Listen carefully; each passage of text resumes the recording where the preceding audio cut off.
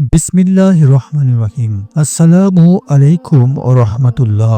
প্রিয় বন্ধুগণ, আজকের এই পর্বে আমরা মৃত্যু নিয়ে ইসলামের বিশেষ কতিপয় কিছু গুরুত্বপূর্ণ উক্তি নিয়ে সাজানো হয়েছে, যা আপনাকে আখিরাত সম্পর্কে জানতে এবং চিন্তিত করতে এবং আমাদের ভেতরের যে সত্তা আছে তা জাগ্রত করতে অনেকটা সাহায্য করতে পারে। তো চলুন জেনে নেই ইসলামে মৃত্যুকে নিয়ে গুরুত্বপূর্ণ কিছু উক্তি।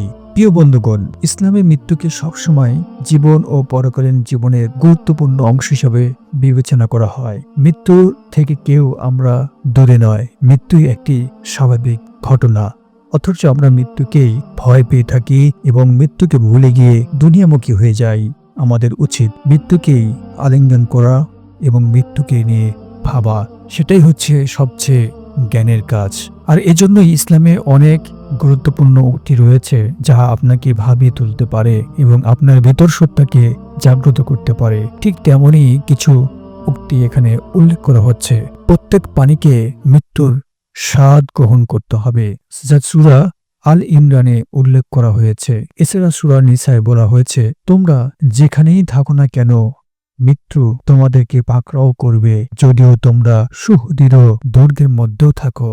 এছাড়া তিরমিজিতে বলা হয়েছে, আল্লাহ বান্দার প্রতি তখনই সন্তুষ্ট হন যখন সে মৃত্যুর জন্য প্রস্তুত থাকে। আবার মুসনাদে আহমেদে একটি হাদিসের কথা বলা হয়েছে, মুমিনের জন্য মৃত্যু একটি উপহার স্বরূপ। আল্লাহ তাআলার অন্যতম প্রধান ওলি সুফিয়ান সাউরি রহমতুল্লাহ বলেছেন, এমন এক সময় আসবে যখন মানুষের অন্তর মরে যাবে অথচ দেহ জীবিত থাকবে। মৃত্যুকে নিয়ে ইমাম গাজ্জালি রহমতুল্লাহ বলেছেন, যারা মৃত্যুকে স্মরণ করে তারা জাগ্রত থাকে, যারা ভুলে যায় তারা আত্মভোলা। মৃত্যুকে নিয়ে ইবনে তাইমিয়া বলেছেন, মৃত্যু হলো জীবনের সর্বশেষ পরীক্ষা। হযরত হাসান বসরি বলেছেন, মৃত্যু একটি জান্নাতি পথযাত্রার শুরু।